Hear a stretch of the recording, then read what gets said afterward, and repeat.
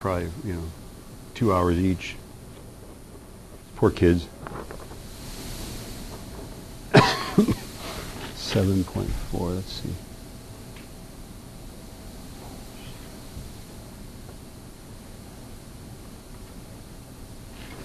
I'm so bad at graphing. Let's see, 0.3, 9.4.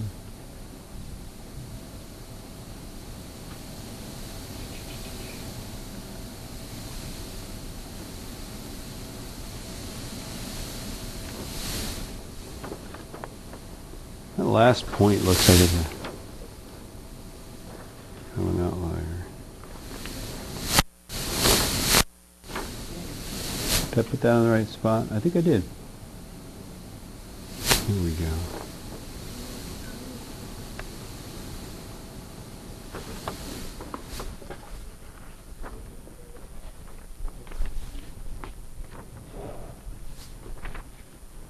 That last point looks high, doesn't it?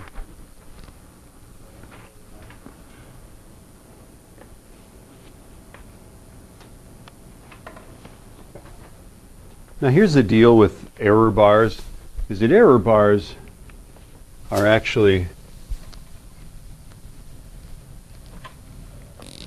look like this. You've got a point like that, and the error bars look like little I-beams like that. Yeah.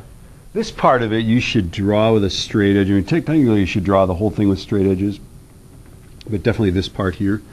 Let me show you a trick. And our error bars are going to go up half a Newton and down half a Newton, which is conveniently a whole square, isn't it?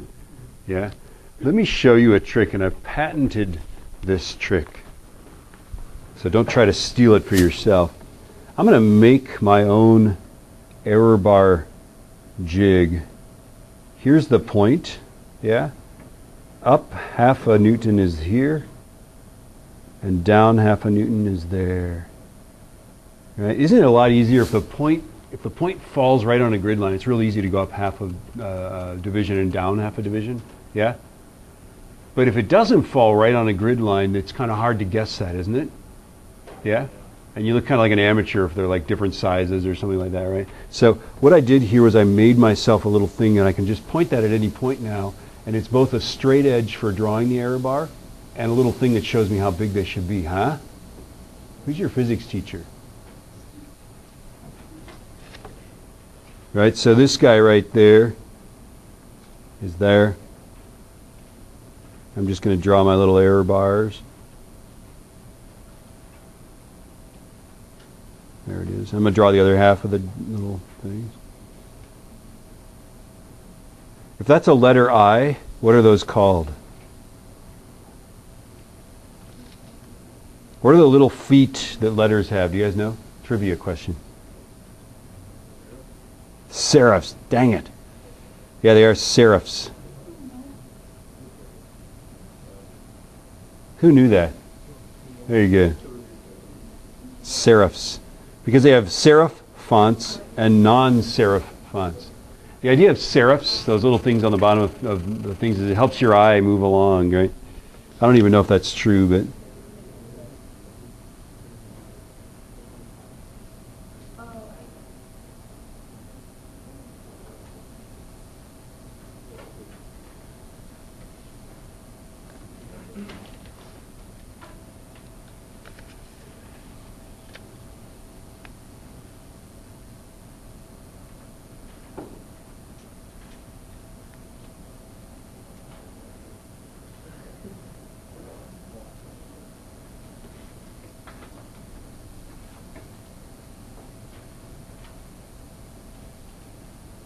When you take the IB test, they're going to give you, on the first paper, the second paper, they're going to give you a graph you have to make, So it helps to practice that.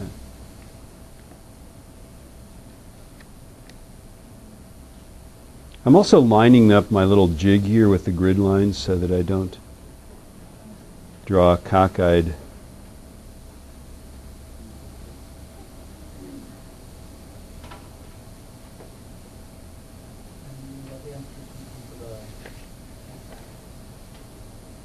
Say it again. Yeah, so let's talk about that, right? On va en discuter. as they would say in French. One will here we go. Okay, so in the horizontal direction, we would have to draw an error bar that is 5/100ths, 1/20th of a division. Can we do that reasonably? Can we reasonably draw error bars in the x direction 1/20th of a square? I believe that's how big they'd have to be. Isn't that right? I don't think we can, right? And so what we do is we write note. We have to note this. So I would just say note x uncertainty was negligible. Oh dear. Was small. Was too small. That's what a homonym is. No, not a homonym. A synonym. The word you use instead of the one you can't spell, right? The x uncertainty was too small to make error bars. 4. And that's terrible English, and I'm very sorry about that.